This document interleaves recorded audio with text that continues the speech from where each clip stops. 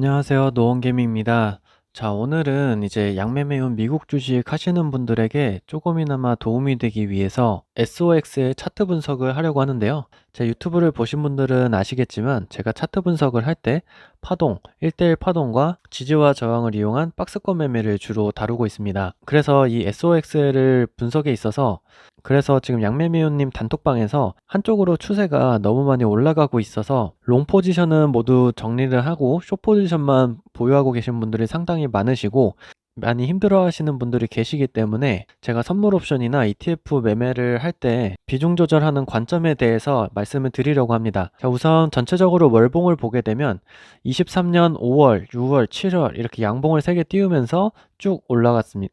고점을 한번 형성을 해주고 8월달, 9월달, 10월달 이렇게 음봉 3개로 크게 하락을 하면서 원위치까지 내려왔죠. 그래서 이쪽에 고점, 저점을 기준으로 해서 지지와 저항을 만들 수 있는데 합성 매매에 있어 이렇게 큰 사이클도 참고를 할 수는 있습니다만 반년이라는 시간이 들기 때문에 월봉상으로는 위치를 어느 정도 아셔야 합니다. 그리고 적산병, 흑산병이라는 단어를 들어보셨을 텐데요.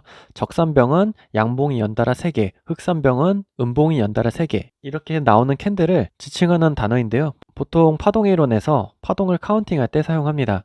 그래서 월봉은 이렇게 간단하게 봤고 그 다음으로는 이제 주봉상 보게 되면 제가 매매를 할 때 가장 많이 참고하는 게 주봉인데 이 앞쪽에 있는 매물대는 지나쳐서 보겠습니다.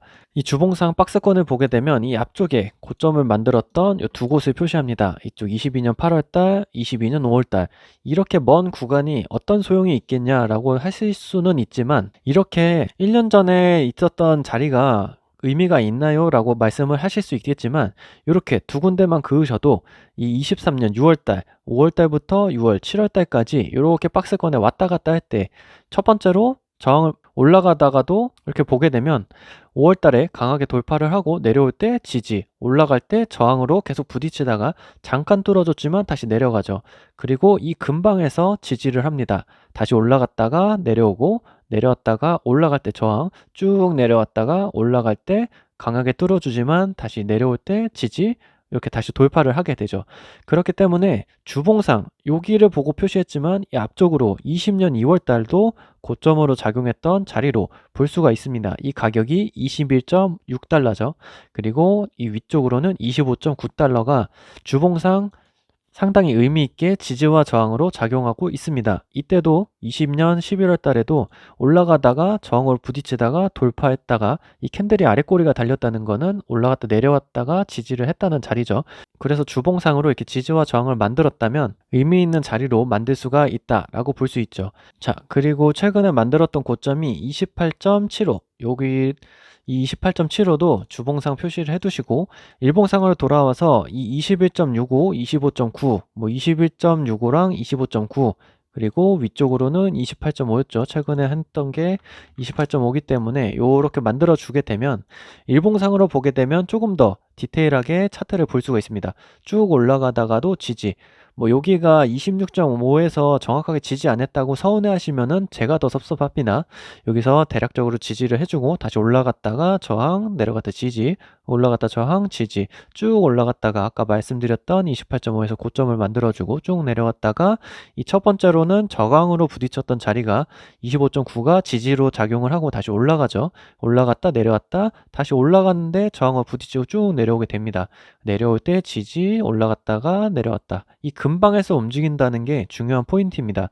그렇기 때문에 양매배우님 기준으로 했을 때 2% 기준으로 팔고 사고 팔고 사고 다시 하잖아요. 그래서 이런 기준점을 알게 된다면 내가 2%에 너무 신경 쓰지 않고 조금 더 유연하고 대응을 하는 매매를 하실 수가 있고 새로 오신 분이 오셨을 때 간혹 어디서 매매를 하냐, 어디서 처음 진입을 하냐라고 말씀하시는 분들이 계시는데 이런 지지와 저항의 가운데 자리나 아니면은 이런 자리에서 매매를 하신다면 위쪽으로 올라갔다가 다시 내려오면은 재매수 하실 수가 있고 내려갔다가 올라올 때 재매수 한다면은 이 중심값에서 왔다 갔다 하기 때문에 조금 더 수익이 빠르게 일어날 수도 있습니다. 첫 진입을 잘 하신다면 수익이 빨리 날 수 있을 뿐더러 앞으로 있어서 매매가 변동폭이 이 기준점을 기준으로 일어나기 때문에 조금 더 수월한 매매가 되실 겁니다. 그래서 이 11월 달에 다시 한번 올라와 주면서 돌파를 하고 다시 내려올 때 지지를 하고 다시 올라갔다가 쭉 올라갔다가 내려올 때는 이 앞에 있었던 고점 기준 28.5점을 기준으로 내려갔다가 다시 올라가주는 모습입니다. 그렇기 때문에 이런 전고점 주봉상으로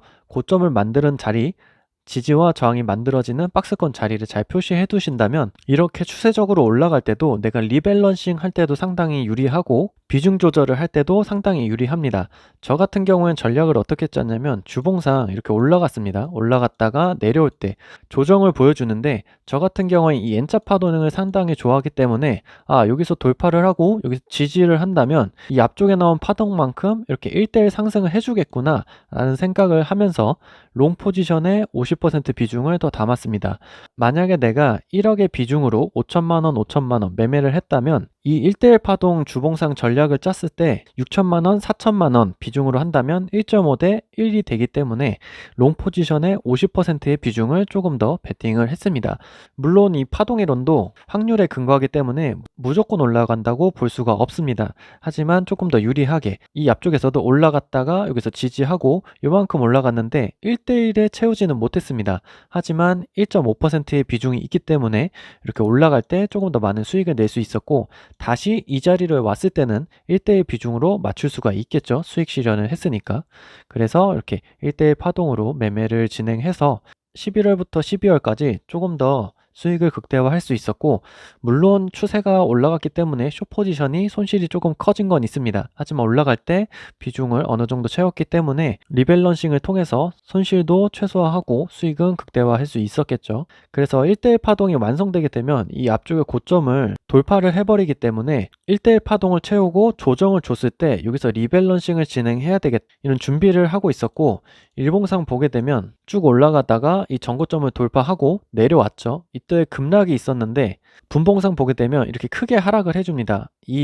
여기가 총 이제 8% 정도 하락을 했는데 저 같은 경우에는 이렇게 1대1 파동이 나오고 목표가를 달성했기 때문에 하락이 나온다면 이 전고점을 기준으로 지지한다는 가정하에 이쪽에서 리밸런싱을 진행했습니다. 그리고 지금 제가 생각하는 앞으로의 시나리오는 두 가지가 있는데 여기서 쌍봉을 만들어주고 다시 쭉 내려오는 시나리오가 있고 아니면 말씀드린 대로 여기서 다시 한번 1대1 파동을 만들어서 올라가는 시나리오가 있습니다.